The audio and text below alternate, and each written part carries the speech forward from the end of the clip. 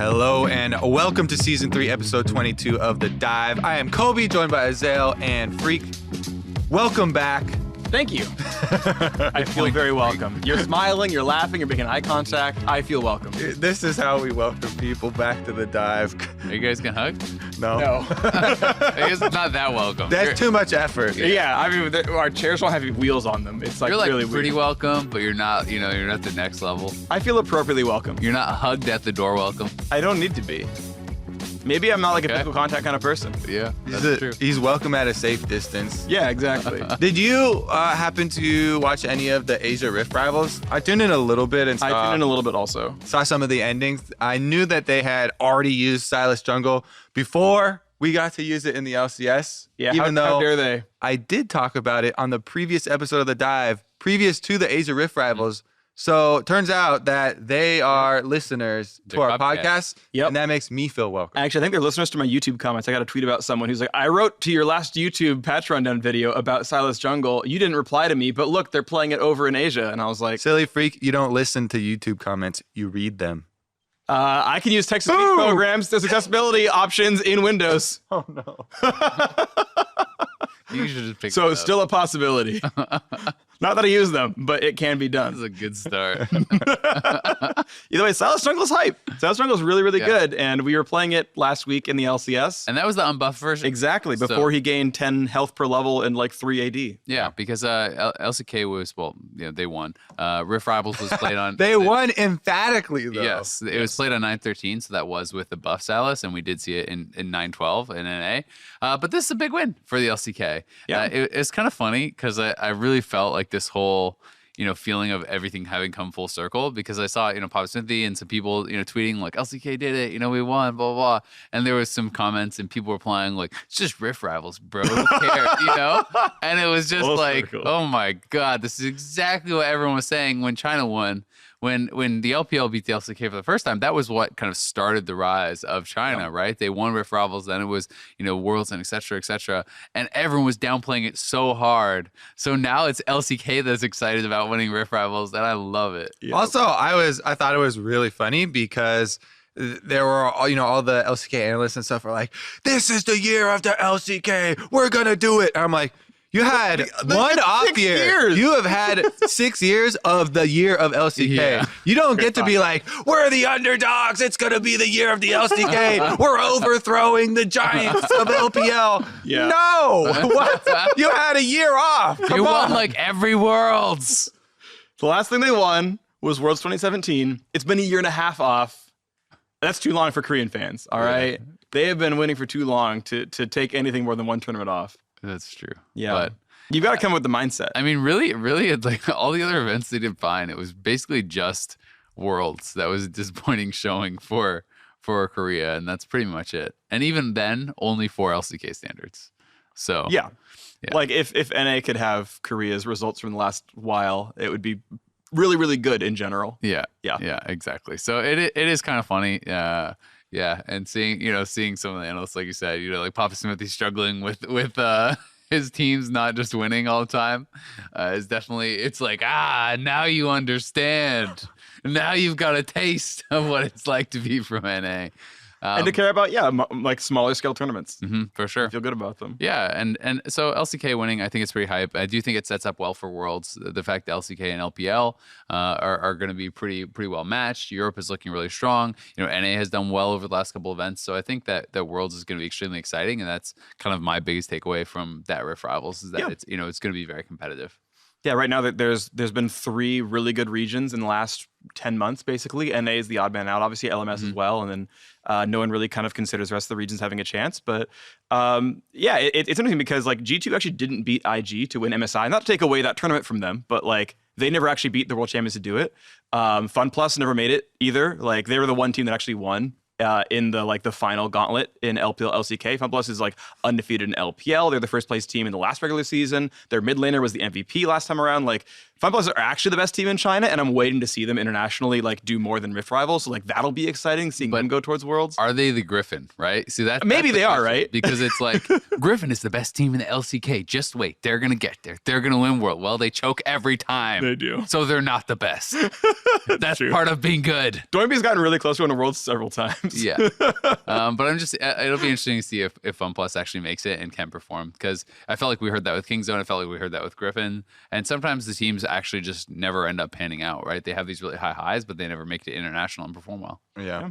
Definitely looking forward to it. We also have some holistic health issues to look at recently in our world news.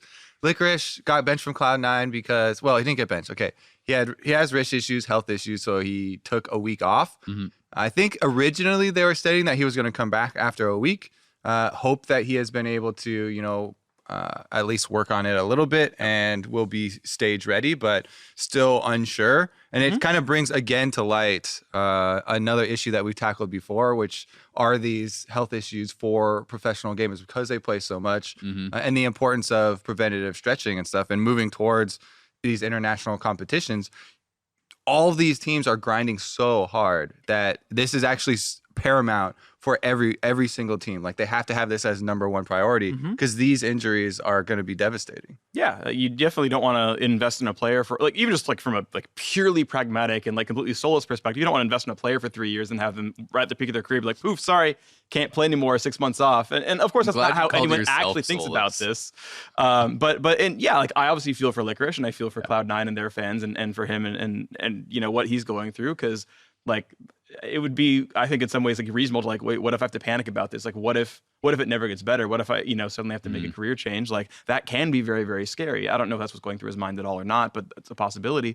What's nice at least is that his replacement's doing really well. So like at least like C9 and their fans can be happy again, and like the very pragmatic hoping C9 does well perspective. But we've seen several other players that take this time off as well. I know Freeze had a big issue with this a while back, and like he takes time off for his wrist, quite often. Yeah, there's all kinds of that stuff. Well, I mean, we just had Mickey at Rift Rivals with the scare of not being able to play for G2, who ends up winning it, who ends up taking the title, best team in the world. Yeah, and issues like that can, what if we're in this alternate reality where he doesn't play and they limp through, right? Or they don't promise even you win. the 6th best player on the team. Yeah. So like these can change the course of history. It really can. For me, I do think it just again highlights that people need to be looking long term though, right? Like I was a pro gamer for a lot of years. I have done a lot of gaming. I also like hurt myself playing football and rugby and stuff in the past as well. So I now do physical therapy. I have to do all these stretches every day. Like I have to do all these things, and it's like that's just a reality in my life now. And it always is a little bit like I feel like the old guy now when I see like some of these really young players and they're having wrist issues. And Licorice is probably like 22 or something like that. Maybe not even. I don't know. Can look that up. So it's one of those things where then immediately in my mind I'm like, oh, you need to start thinking long term, because it's not even just about like taking the other side. You're taking the kind of soulless company approach or whatever. It's 21. Okay, so 21, right? Like I'm thinking about it from the point of view of like, okay, not even this year, not even just your pro gaming career. What about the rest of your life, right? Yep. And looking at it from that perspective, because it can be like a really big issue. Someone who loves gaming that much, you're going to want to be playing games for the rest of your life, right? And like you're going to be using your wrists and stuff for the rest of your life. So you have to actually really start to take it seriously and be doing stretches and things. Like preventative care is so much more effective than trying to remedy things once they've gotten to a certain point. Like certain things are just irreversible. So, that's always how I look at it. And I am always glad when I see that some of the teams are doing yoga and various things like this, because I do think that's really good.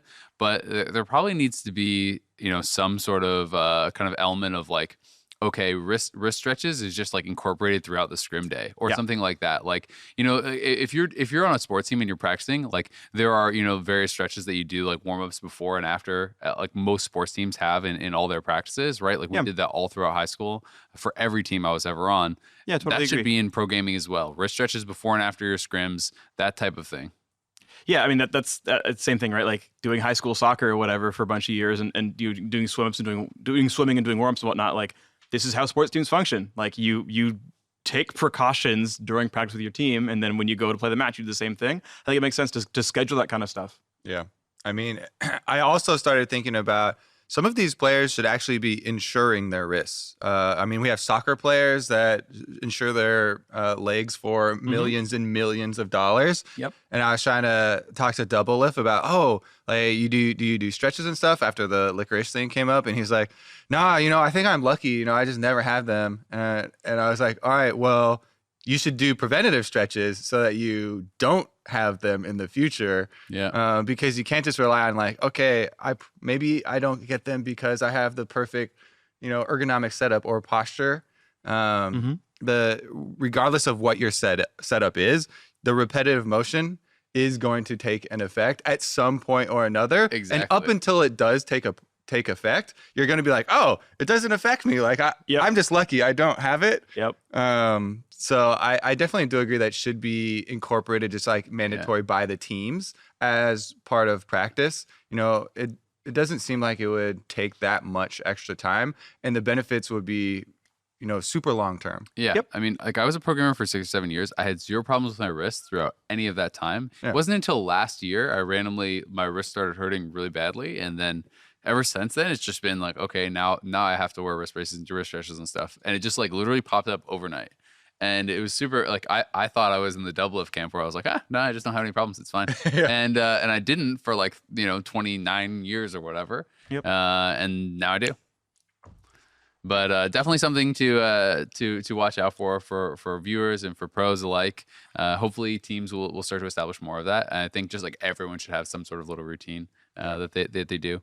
But another more positive news is FlyQuest have signed Revenge. Speaking of medicals, you've got the doctor in training Revenge. Exactly. Sorry, it was a really good segue. I needed to get that one out there. You did it ruined the flow. You did this already earlier in the show where I'm like telling my joke and you tell the end of it as well.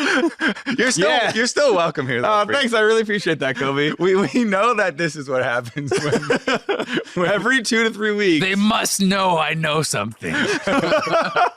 But it was actually pretty funny, yeah, because Revenge is here. I'm probably taking shots. Photos with his jersey. Photos He flew in like yesterday. Yeah.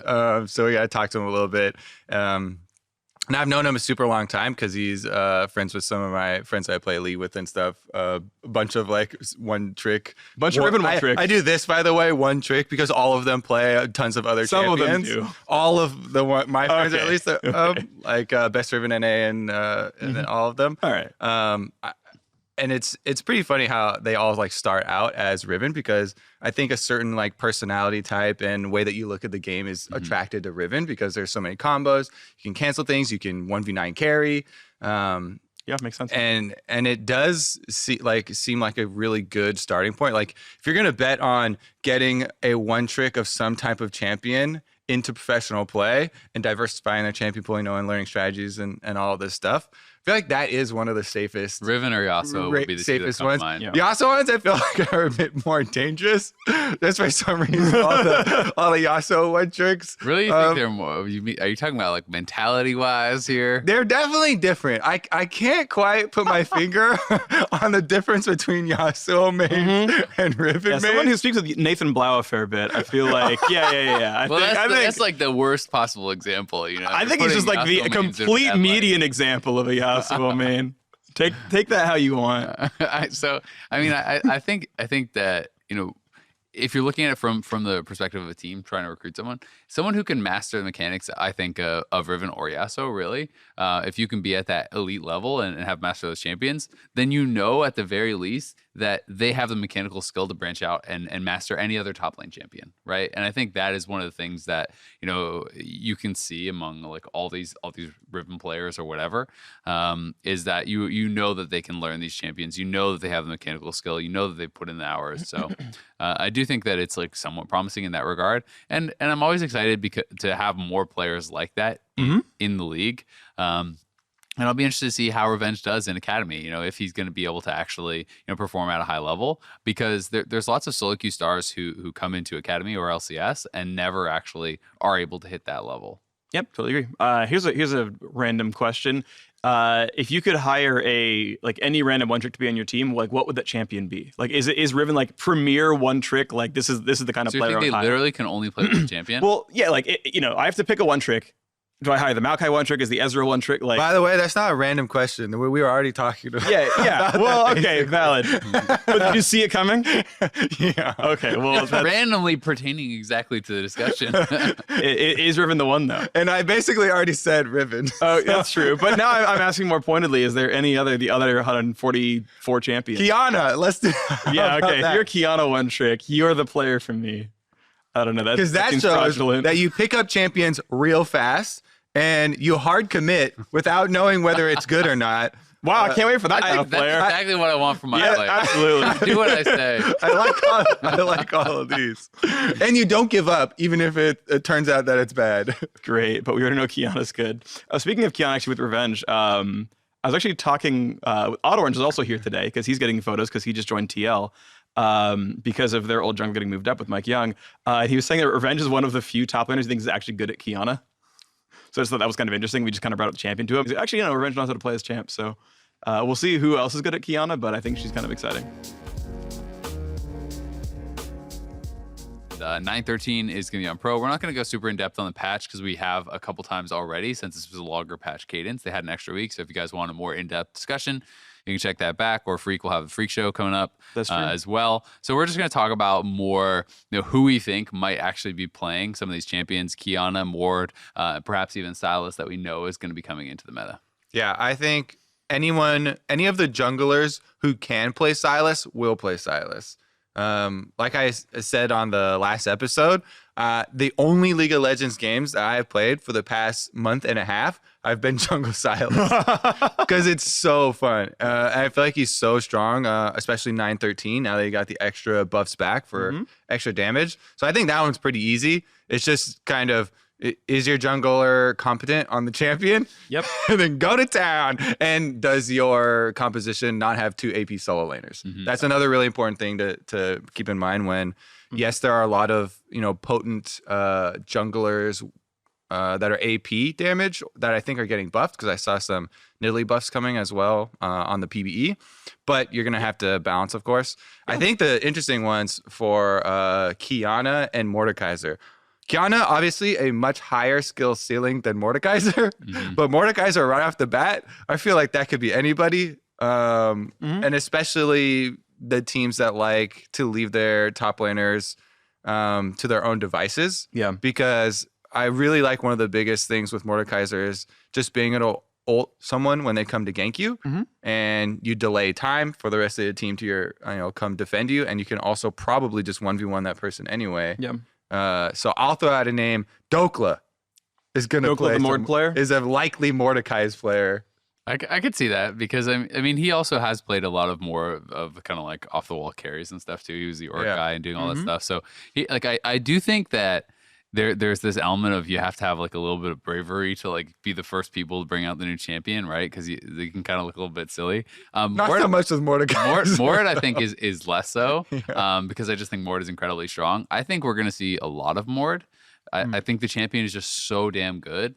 Like I still think it's really overpowered, honestly. Sure. And at pro level, I think using it in coordinated play, it's just even better because you can actually like coordinate who you are going to be ulting, so people can be focusing other people. If you're really weak, you ult the peeling support as you're diving in on the AD, so that they're not able to peel and your team can kill them off, and things like this. I think are really really strong.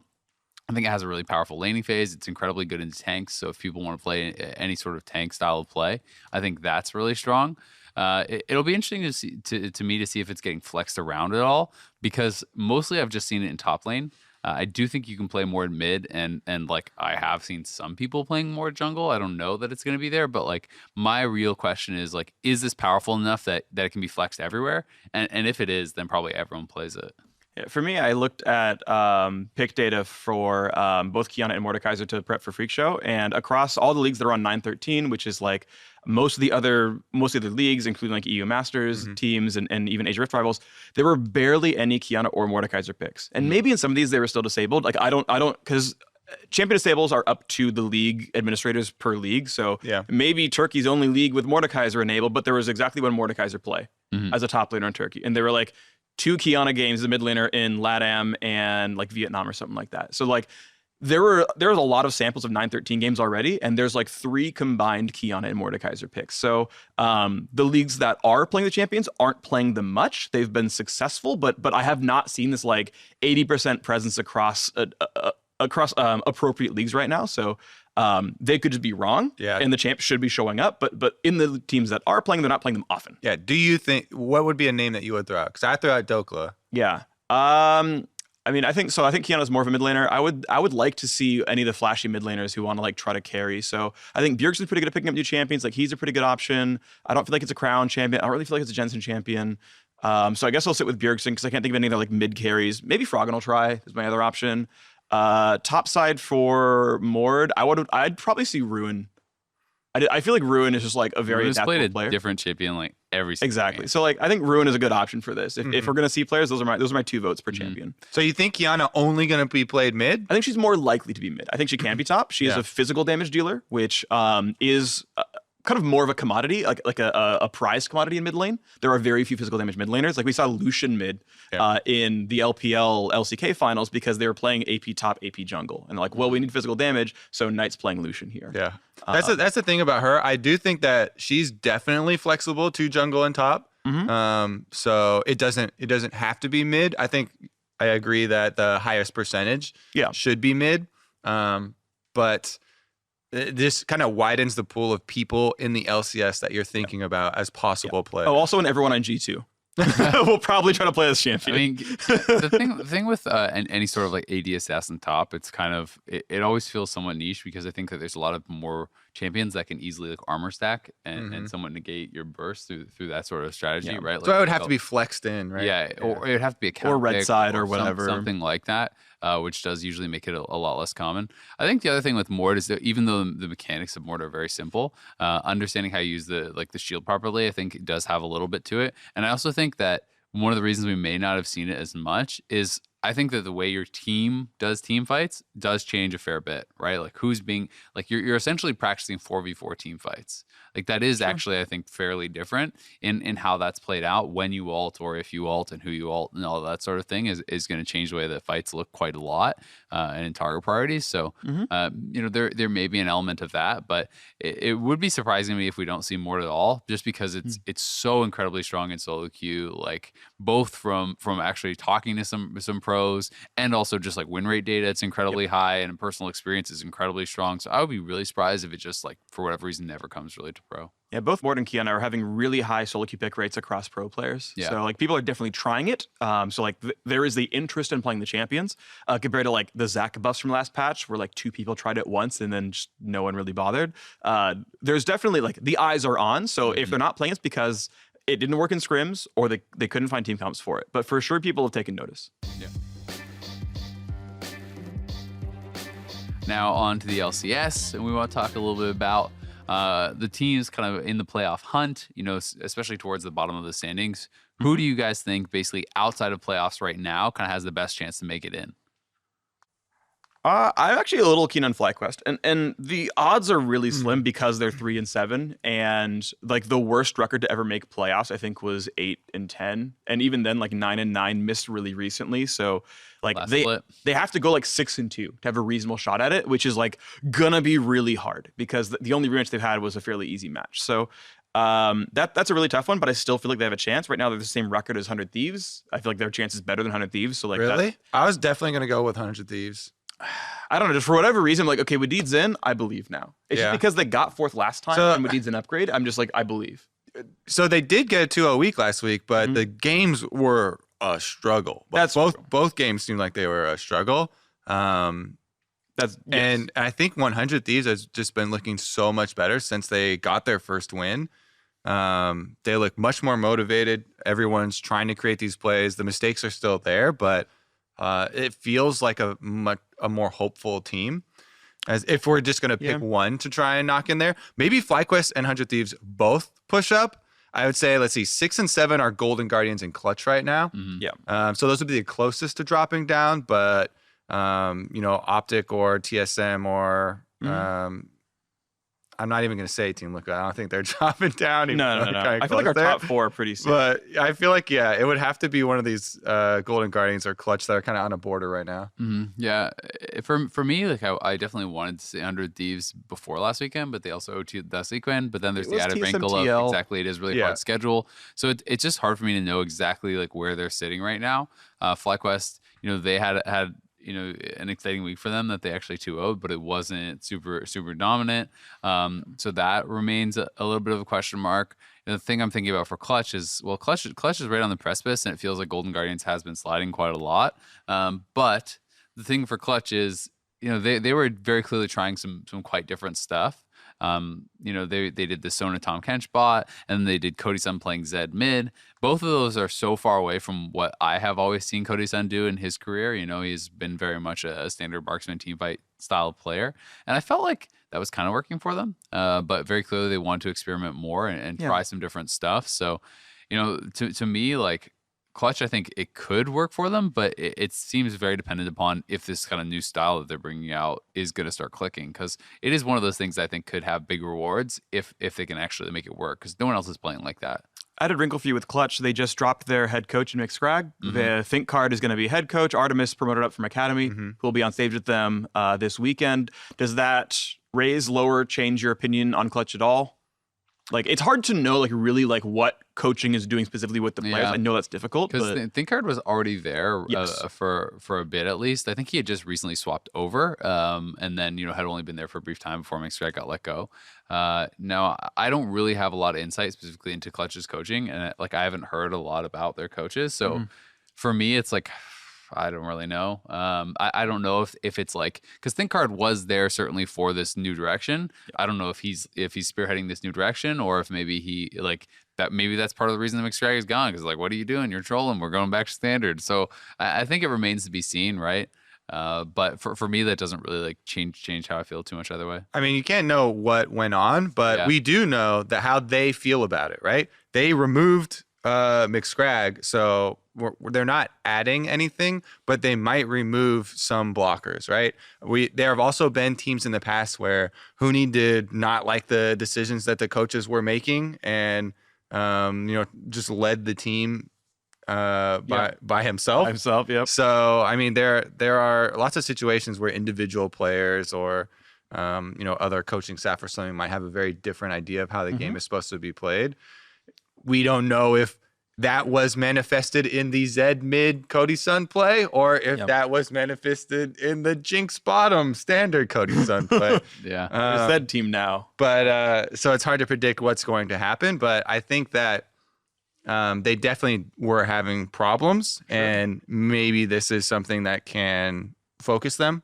If you make a big move like that, I feel like you always have to at least have your plan following up, right? You're not going to just remove someone and be like, what do we do this week? Yeah. I feel like they plan and they're like, all right, we have to remove this. This is how we want to go about the game. So I actually think it might be a small plus, not because like they're not adding anyone. He's not bringing in a new coach who's going to have some crazy strategy or anything, but maybe it will focus them more. They've decided on something they think is going to work better for them. Yeah, it does feel, though, looking at the playoff picture, like top 5 feels pretty secure. I've felt like Liquid, and then all the all the way down through Optic TSM, who are tied for 4th right now, have felt strong and have felt like those are going to be playoff teams. Pretty much the whole split. And Golden Guardians has been on the slide, but then it really feels like it's only kind of that one playoff spot that's potentially up for grabs. Golden Guardians has also brought in Huhi and FBI this last weekend. I almost said lost.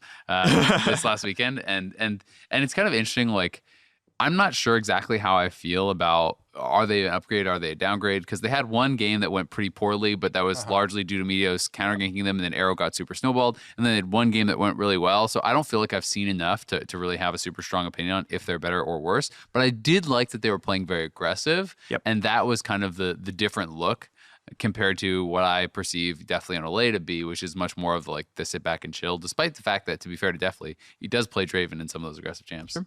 Yeah, I generally actually am pretty keen on Golden Guardians, and the way you're sort of phrasing the top 5 as well. It feels like the question, if we're talking about playoff hunt, is who replaces Golden Guardians. And in that question, I'm not sure I see Golden Guardians getting replaced. I actually do like their bot lane a lot. I actually like Huhi plus FBI quite a bit. Yes, they're playing very aggressively. It was Lucian the first game, Callisto the next. They're playing generally lane dominant supports for Huhi, and they won lane both times. In the Meteor's counter gank example, okay, they got snowballed on and Optic was the better team, but I actually like Golden Guardians a lot. I think with their new bot lane, I actually expect them to turn their fates back around and end probably above 500 at the end of the day. So to me, actually, they are the number 6 team. I think they probably don't catch Optic or TSM or any of those other teams, but I think they make playoffs again for the second split in a row, which I think is a successful year for Golden Guardians. And even if they lose in the best of 5, like, this is a good roster that now I want to see built. It's Huhi's first split of support. It's FBI's first split in North America. Like, this is a roster I'd be happy to watch build. Like, I'm very keen on them right now. So I was super skeptical about the sub back in of the bottom lane and seeing Huhi come back in as a support. And I was all ready to be like, what is going on? But I really liked, especially the Lux, obviously the Lux game, where he's flashing forward, stealing kills, has 100% kill participation. This carry Lux support. I did like the more aggressive look of the bottom lane, or I guess to be fair, to definitely, like you're talking about, playing the Draven and stuff. He also has those looks, but I do think Golden Guardians can hold onto their spot at the very least, and I am kind of, I still have hopes for where the team can get back to. So I think they've got a pretty good shot. Yeah, I'm not sure if I would commit to the FBI Huhi bottom lane. Do you think, is that for sure after just the 1 week? Are you for sure like, I always want that one rather than definitely Ole?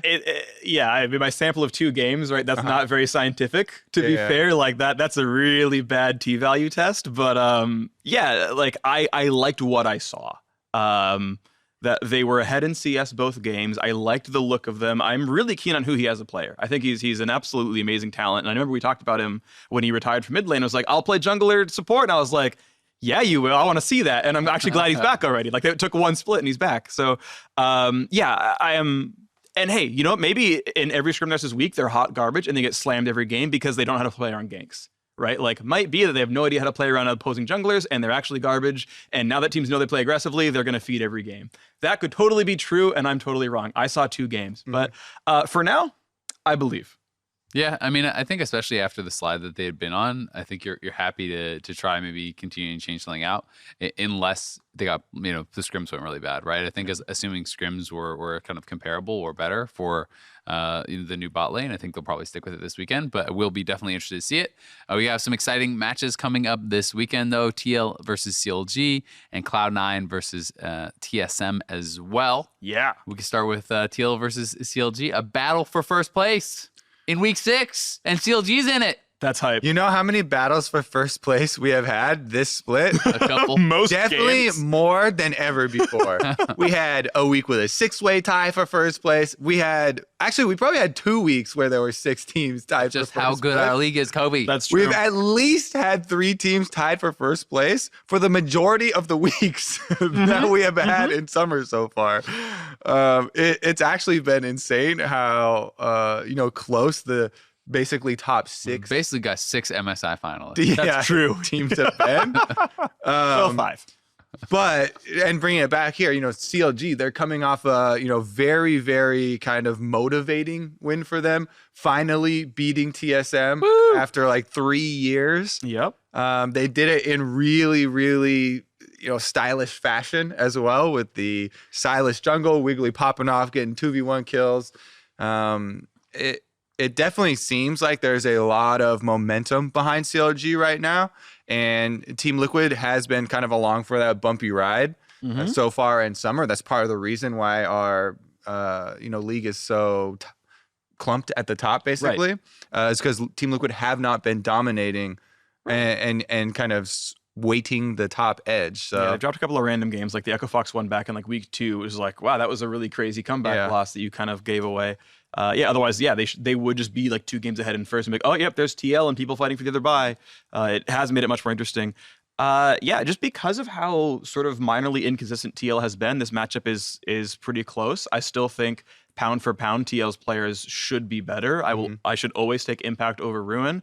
I would probably still take Smithy over Wiggly, though Wiggly has been very good this split. I will always take Jensen for the mid lane. I will always take Double Lift and Corey to J for bottom lane. Like pound for pound, TL should always be better, but they have been inconsistent. They have dropped games, and I'll give them a pass because regular season doesn't have to be that important when you're the best team in the league. Just, hey, get your playoff bye and then go win your best of fives. I still take them to win the split, but I think this match on that day is going to be close. Yeah, exactly. I agree with that pretty much wholeheartedly. I do think that one of the edges that CLG has maybe had is it feels like they have had very cohesive plans and been pretty good in executing those. Like even if maybe individually they're not as talented as TL, I think on a team play basis they have been looking really good. And despite the fact that TL is still sitting at 7-3 and everyone is going to predict them to win the finals and blah blah blah. They did lose against Cloud9 in what was a pretty messy game, with a sub top laner, right? They lost to that. Then 100 Thieves the next day. That was actually a struggle for them to win that game. That was not a dominating win by any means. That, if I'm recalling correctly, was like a 40, 50-minute game where they were playing, Sonateric. That was a really, really long one.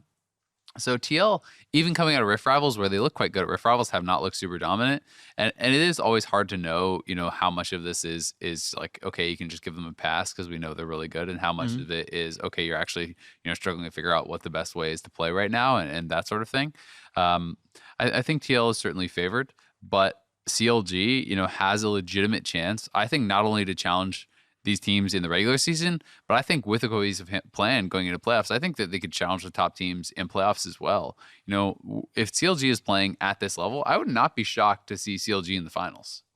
It would not blow my mind to see them taking down one of these other, top three teams, Cloud9, TSM, or TL, if they have a really good series. So I think that's very, very exciting that it seems like there's no just givens in playoffs. I mean, your guys are both favoring Team Liquid. Yeah. And Freak, you're basically saying you're taking every Team Liquid member position for position. Yeah. What do you think would be the key matchups then? Because I do see a lot of ways where CLG have had success. And of course, the first one to me is going to be the jungle. Yes. Wiggly has been basically the cornerstone when he was on the Sejuani initiating for the team, also when he was on the carry for Sylas. And I feel like having shown that Sylas 9-12, by the way, before the buffs, that is something in Champ Select. Yeah, you're not going to let Wiggly have that again, or you're going to have to work very heavily around that. Yep. In addition to that, I would say the other most important matchup for me is going to be the bottom lane. Yep, agree. Because that has been such a big part of the changes that we've seen in CLG. When they added Ruin, I felt like the changes kind of proliferated across the rest of the team. Good word. Yeah, I like that. Cascaded. Yeah, with the bottom lane really, really stepping up. We talked about Biofrost playing a lot of these, mages and, high pressure bottom lanes, but also showing the Pyke coming out for CLG. I think they have actually shown a decent amount of diversity. And those are going to be the two key areas kind of that I'm looking at as the matchup comes up. Yeah, I mean, I'm immediately thinking of bot lane because CLG already beat Liquid once this season, and it was through bot lane, right? It was, if I recall correctly, the Lux, Caitlyn, Victor. And They used this siege comp. They actually got quite a bit ahead in the early game. TL was getting zoned off the turret, and it's even if individually you take some of these players, if CLG outdrafts you and has a better game plan, they can certainly execute on that, and that's what they did in the first game, right? It was actually a pretty dominant game, utilizing all this zone control. The Victor would drop gravity shield, the gravity field. There would be traps on the other side of the turret. There's a Lucent Singularity from Lux sitting there, and no one from TL could actually even approach to wave clear. They just took turret after turret after turret, and were able to snowball the game really effectively. So I do think that some of the styles that CLG's bot lane have been playing are really, really effective. I think they've been playing some very dominant bot lanes, and the flexibility of some of these members on their team, I think, does give them some advantages in draft. Ruin in 10 games has played 9 different champions, right? I think that is really, really nice. You're talking about, okay, well, maybe you need to ban Sylas because Wiggly showed just a good performance on the pre-buffed Silas. Well, Power of Evil often also draws bans because he's a really good like late game control mage player. And then there's all this crazy stuff that they're playing the bot lane. Like the Lux has been getting a lot of bans, and Yumi's still really good. So like I feel like they're very flexible in that way, and I think that's one of their biggest edges. So a lot of it may come down to how prepared TL is for them in the draft, and like what kind of answers do you have for what you're going to let through. And on the jungle perspective, Xmithie, I think he's generally very, very good, but he can be too slow. I think back to a lot of the MSI performances where he got out-tempoed a lot of those games and was just behind, whether it's because his lanes were winning, so he didn't have like the safety to do the things he normally did. I think if Wiggly can play a fast game as well, he can actually beat Xmithie to the punch and get things done. When Xmithie is normally like, well, I'll just try to track you around. It's always interesting terminology for me as jungler. When people are I don't understand jungle to the level these people play it and that you play it, but like my perspective. I know, but I want to dive into it. Okay. Because it's interesting, and I feel like it's really relatable to a lot of solo queue people. Into the mind of let's have this Because discussion. there's so many solo queue people that are like, why aren't you ganking? Right? Why aren't you doing X thing? Or when you say out tempo, is that like what are you looking for? Because you're not looking at like base speed of the champion, right? Of like how fast this guy's. Yeah, you killed camps at the time you killed the camp. If they've ganked my lane more than you have, then you suck. And the number one, rule for all junglers is that you always need to be doing something, to benefit the team, right? So that can come in the form of farming camps. Those have been reduced over the years. That can come in the form of ganking. That can come in the form of getting vision or information for your team, controlling objectives. So when you're talking about getting out-tempoed, like what are you looking at? Are you looking at just successful use cases for ganks? Essentially, and stuff like that, right? And I'm mostly using MSI as my example of the last time Xmithie got pretty heavily outclassed for a while. It wasn't like, it was one bad game, it was like a bad week. And it would be like, he like went to go ward blue buff, but the other jungler was like ganking top side. So congratulations, you warded a camp he's not at. And that was his like, he took his turn to go ward blue. The guy took his turn to go gank top, and Impact died or lost flash or whatever. And then, Xmithie takes his turn to go take top scuttle. But top's already pushing really well. So they met him, and he spent his turn taking top scuttle, except it's 2v1, so he didn't get top scuttle. And like that kind of thing is what I saw happening.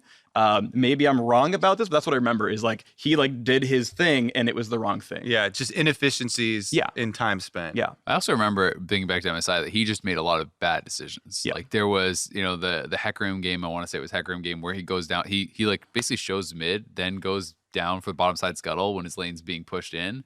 And of course they collapse and kill you, right? So there were some games where it was like, that's not a tempo thing. That's just like you were small brain and, like, and their bot lane's pushing. That was so just a bad thing. So certainly I think there were some of those games. And he does have those from time to time, but it'll be really, I think, an exciting competitive game. And I think it speaks highly to how well CLG is playing that we are even having the debate about it, right? That it is that close. Another big matchup, though, Cloud9 versus TSM. I think a big question on my mind, at least, is Licorice going to be back? So from what I remember reading, because I read the post that Licorice made about him taking time off, and what I remember from it was him saying, the first step of my treatment plan was a week of rest. Of don't use your wrist, don't do anything, just chill, do nothing. I don't think that necessarily means that week 2 was go back to playing LCS and scrimming every day. I think it's entirely possible. Good job, Scobie knocks over water bottle. Stretching. Second time he's stretching. Every time we start talking about Licorice, I start. Yeah, no, I've seen the entire episode. It's great. But I would reasonably expect a couple weeks off for him. So even if that's your 1 week of rest is now I'm not scrimming either, so we're going to give more time to Kumo, also known as League, also known as Shiro. Like they keep going through my brain. I have to get the right one. I wouldn't be surprised to see him out for another week or two, especially with the replacement doing well. Like they can say, hey, you know what? It's okay. Take your time. Make sure you're 100%. By playoffs, maybe Licorice is back, or maybe by playoffs they bring both top laners. Yeah, I think that was one of the biggest things to me is how well Kumo performed on stage. That gives me a lot more confidence in Cloud9 saying, okay, you know what? Like, we don't have to rush Licorice back in for this. And it completely will depend on how his wrists are feeling, how their practice is going. Do they feel like he can be involved in the practice? Are they still splitting time with the 2 different squads? Cloud9 always, has these mix-ups between their academy team and their LCS team because their academy team is always so good. Yep. So I definitely think it is a big question. It doesn't make me super worried if they don't have Licorice in though, because Kumo performs so well. So I think it still is a super interesting matchup either way. Yeah, I think it'll be really interesting either way. One of the things that makes me a little bit concerned is so after their first win when they beat GL, Ovly asked Niski about Kumo, and he's like, "Yeah, he's really good when he's comfortable and he gets his champ. Like, basically, like when he gets when he gets the things he can play, he's really so good. He's used Jace. He's used Jace only, right? And so I'm sure that there are a couple, right? But that immediately to me was like, oh, you don't think he has a big champion pool, or you don't think he has a big LCS ready champion pool, and you're on his team. So I do wonder, because TSM is a team that does like to play through Broken Blade oftentimes. If Broken Blade is in the advantageous matchup, and if they're targeting him a little bit, that seems like a clear avenue to victory.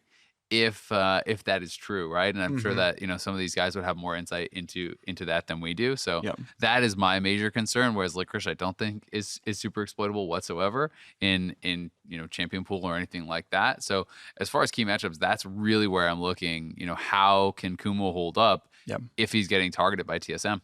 I think he holds up okay. So I'm looking at year-long games played. Now, he's not playing almost anything in Academy because they're playing Jukes, but this is, or at least this split, but in spring he played all the games. So he actually only has 3 Jace games all year, counting the 2 on the LCS stage. So he was only 1 game of Jace coming into the week.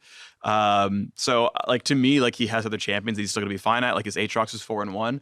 Okay, again, Academy is it LCS level? And, right? and that's because his own teammate said that, which is what makes me think. But it makes me think that, okay, it's maybe not just Jace though as your champion. Yeah, of course. I don't think it's just one. But you're absolutely right? Champ pools can be small. It can be a really big deal. That's hard to know what the answer is. Yeah. I always believe positively in every player. I'm frequently wrong, except when it's clutch gaming, then I lose a bet. But I hold out hope. I also think the other biggest matchup that I'm looking at is jungle, because Svenskeren has absolutely ruled the LCS this split. Svenskeren has had a crazy summer split. Yeah. And TSM have been juggling back and forth between Acadian, between Grig. They used Acadian both games last week. I think they should continue to use Acadian from all of the games that I've seen over the split. Yep. And I would hope that they had committed in practice to really further streamline that. So they got, a full week of practice specifically with one jungler. Because I don't think you can afford to split anymore, as we're getting so close to the end of summer. But regardless, even if they did fully commit and it is going to be Acadian, like that is going to be the big test for, jungling versus Cloud9 versus Svenskeren.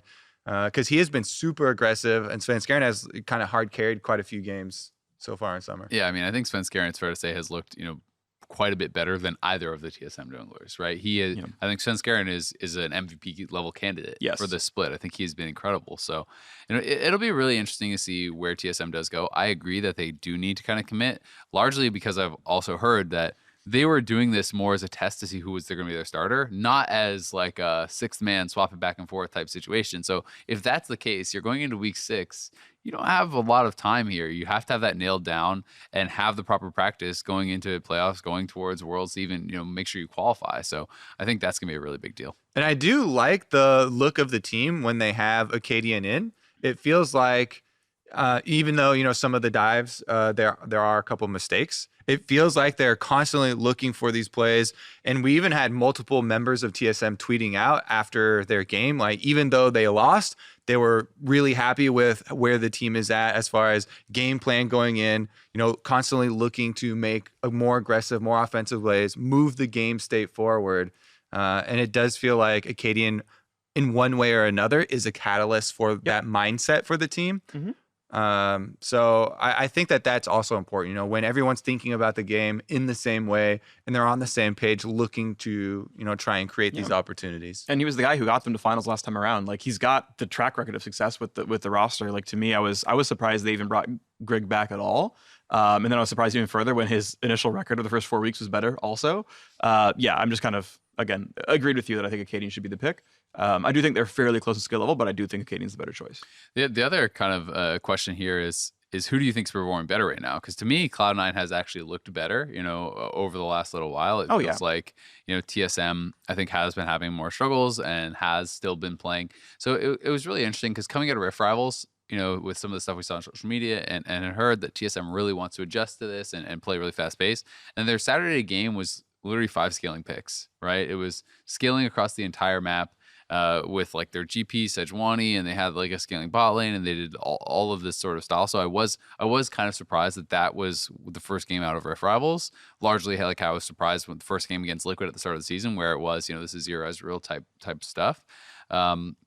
But then they came back on Sunday, and they did win that game against 100 Thieves. They came back on Sunday, and that was them playing Yasuo bot and very clearly trying to kind of adapt more to that style. And to be fair to them, on Saturday, they still did incorporate a level 2 Sejuani gank, red to bot. So they are trying to make some adjustments, and it'll be interesting to see exactly where they do land.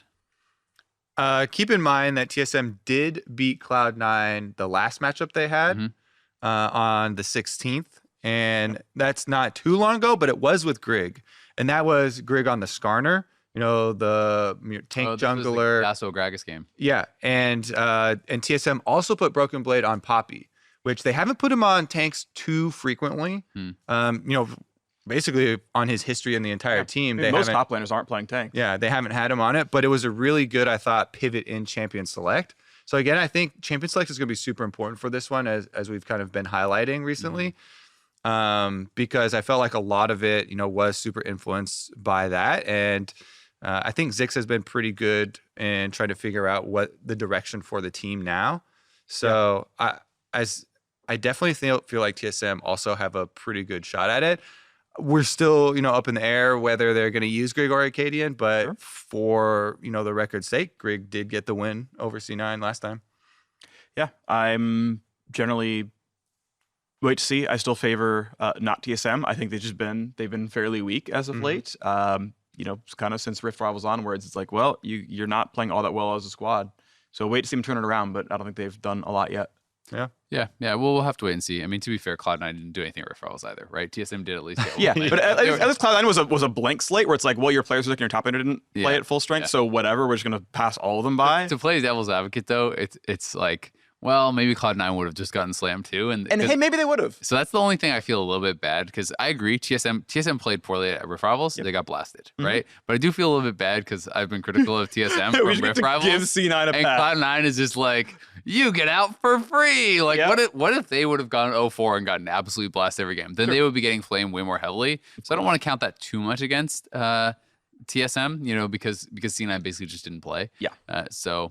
Either way, I think it should be competitive. Definitely could go either way. Going to be pretty excited for that one. And I always love TSM Cloud9 games. I know, they're excited. It's always going to be a fun game. It is a hype rivalry. I don't think there's some yelling. I don't think there's ever also just been a slow TSM Cloud9 game. Because they're always exciting, yeah. They're always trying to create a lot of action early. Sometimes they do go long, but it's like long action pack. My prediction is fun game. Wow, the fans will win. The fans will win. Well, one side of fans will win. The others will be sad they lost to their rival. Fair enough. Okay. Shall we get into some Twitter questions? David Peterly back again. It's your boy. Into the Twitter section. Our most common good name questioner. LCS teams experimenting with different picks. Are those who try and fail on stage getting enough value out of the losses to balance the loss on their record? And are teams who aren't innovating as much but winning, he said parentheses CLG, taking advantage or losing an opportunity? Now, I would say that CLG have maybe not to the same degree experimented, but we talked about the Pike, we talked about the Silas. Like there are also things that CLG have switched up.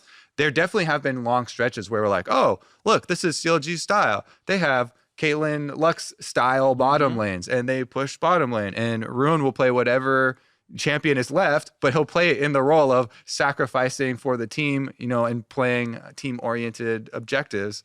So I feel like that does hold weight. Yeah, and to be clear, like I don't think that you have to BG2 and play, Pike and 5 roles and Yasuo bot. Like, you don't have to do that. I think that CLG has enough different picks. Like, they're not experimenting through the lens of Yasuo bot, but, Rune has 9 unique champion picks. CLG has played a lot of Poke Mage's bot, which is actually pretty experimental and different, and still showed the Pike. I think that they have more than enough different picks. So for them, I don't really have concerns with that. But I do think that it's team by team basis as far as like, is it worth the opportunity cost? If you are, how many L's do you have to give? Exactly. That or your experiment, or how doomed are you already, and you need to make something clearly change, right? You know, maybe it makes sense if you're at the bottom of the table to just go wild and try something, and hey, maybe it works, right? And if you're at the top of the table, if you're TSM, you're still sitting you're 1 game behind first place. You're sitting in a comfortable position. We have seen them struggle so many times, including right now Rift Rivals, with this kind of slow scaling style. It has been them at Worlds so many years going for the scaling style. I think if you are a TSM, it is worth giving up some losses for the potential growth that could lead to more international success, because clearly what they've done for many years hasn't worked once they've gotten there, despite being great regionally. Yeah, if I take the perspective of like a head coach and I'm like choosing the macro strategy of a team throughout the season, if I'm TL, I'm happy to do whatever, because I can take a few losses and it's okay. I'll probably get the bye, or at least I'll make playoffs, and then we're gonna go look long term. If I'm a 6th place team, like if I'm Clutch or if I'm Golden Guardians or if I'm Optic and I'm in that sort of area, I'm trying to hard commit to get as many wins as possible. I will be as boring as I need to be, because just getting to playoffs is a success. And so I will go super short term. I will go super short sighted and try to claim every single game as a win, even if that means playing exactly one style the whole time. I agree that you should be short sighted and play every game with the highest percentage chance for a win. However, the part where sometimes I'm different from you guys is that sometimes I think the highest percentage chance to win is to do the experiment. Sure. Depending on your players, of course, depending on your opponent. And how abusable you are in pick ban with your one strategy. Of course. Exactly. Like all factors in. So I definitely think it's a super nuanced question. Totally. Yeah. Cool. Really interesting question. Thank you, David, and appreciate You're all welcome. the questions. Not you. Definitely. Thanks, bud. Okay. That was a high five for David Peterly, not David Turley. Okay, I took it for him. You know, then you have to pass it on. Yeah. If you meet him, you have to give him a high five. You can give him All a right, go come see me at in Detroit. All right, the next one's from Anthony Pohl. He asks, why has Dardoch not found a home in the LCS? From what I last heard, when he was with Echo Fox, his behavior was much improved, and at times it seemed like he was 1v9, especially during the playoffs when Huhi fed pretty hard. That's one we can only speculate on. Yeah. And we have no further insight, as far as hearing that Dardoch has improved. Is that different from hearing people that say that he has not improved? It's very difficult because we don't have tapes to go over. That's true. With audio, but I think that he has always been a very strong player. His play on Summoner's Rift is still very strong. So I would just assume and guess that the only thing holding him back is how he works with his teammates. Yeah, potentially so. And I know like last split, he was splitting time on LCS stage with Meteos. I think Meteos, especially as of late, has been a better player overall. So unless someone wants to buy Dardoch and pay Optic for his services and get him under their own contract, he's stuck in Academy because Meteos is legitimately great. And so then it's like, okay, well, is Dardoch good enough to then be worth buying instead of whatever player you've got right now? And there's very few junglers in LCS, I think, that are downgrades to Dardoch that are starting right now. So very few teams that even want him, even if there were no behavior issues. Yeah, I think it's just really tough, And at the end of the day, it's like there's enough evidence that teams aren't interested in getting him for LCS right now, right? And no one has ever, been kind of heard saying that he's a bad player, right? You talk to other pros, people talk very highly about him as far as his in-game skills. So we'll see. Maybe he's going to be able to find a spot in the future. I still think he's a really talented player. Hopefully we do see him back. Yeah, I think maybe the only possible one that I could see, funny enough, would be Echo Fox, I guess, because they had Rush, Panda, and Mike Young situation all switching out. So Dardoch back. And I got Mike Young. I mean, I also think that he performed a lot better than Lyra for most of Lyra is playing better at this split, I think. But if you look at the last couple of years, I think there's a number of junglers that he's actually like in a game. I think the number is 2, actually. Yeah, I think that's it. I don't think there's any other number. I guess I'd have to look at it. But either way, we may see him back. Time will tell, I guess. We got one more question here from On Call Hero. He says, "Do you think pro players undervalue Grievous Wounds?" Yes. Week 500 Thieves versus TL. The Sonateric healed over 55,000. Possibly negating 22,000 healing for 800 gold is efficient use tech against the Grievous Wounds for Sonateric bot lane. So obviously you wouldn't have had the debuff up 100% of the time. That is definitely not true. Yeah. But I 100% think that they undervalue it. I talk about this in so many casts. For years. Yeah, And it's just like, and now I have been seeing sometimes people are doing it. There was a game recently, and I really feel I think bad it was that I when can't Niski remember it. role swapped to bot lane. He Oh, he first rushed recall Grievous took Executioner's Calling on Sivir. I think it's actually really smart. So not just randomly shoving it in there, but like when you're against Sonateric, I've seen games where it's like Sonateric Trundle and stuff like this, and it's like, yes, you need that, right? Mm-hmm. You know, Trundle ultimate can heal for such an insane amount if you don't actually have Grievous Wounds application up, and that is a situation where it's up for the whole time. So you will never cut their healing on the scoreboard in half because they can back off and heal and so on. But it's so undervalued, especially compared to Morello. Like waiting for a Morellonomicon from your mid laner that's going to come second item or whatever is so late into the game compared to just you skipped a Crit Cloak and you got this. Yeah. I think the thing that we have to start examining soon is, does Azael overvalue Executioner's Calling or Healing Reduction? This is a guy who's a Dr. Mundo player, self-confessed. So like he's really, really in tune with how much Grievous Wound sucks. Really high. I've not played Mundo in a long time. Yes, but when you first started popping up Executioner's Calling, you were still a Mundo player back then. Yeah. And it's just carried over since then. Yeah. Now I'm just an Executioner's builder. That's true. Yeah. If we get to the point where Azael's like, that guy's got a healing potion, Executioner's Calling now. Ignites that guy. That's suspect. Yeah. But we're not there yet. No, I think so. We have two opposite ends of the force, right? You know, I'm on the side of Executioners, and LS is like, don't build Morellonomicon, it sucks. Oh no. So, he's on the other end of it, right? So we've got the two sides. There's a reason LCK has not been good for a while. It's Executioners, clearly. Executioners.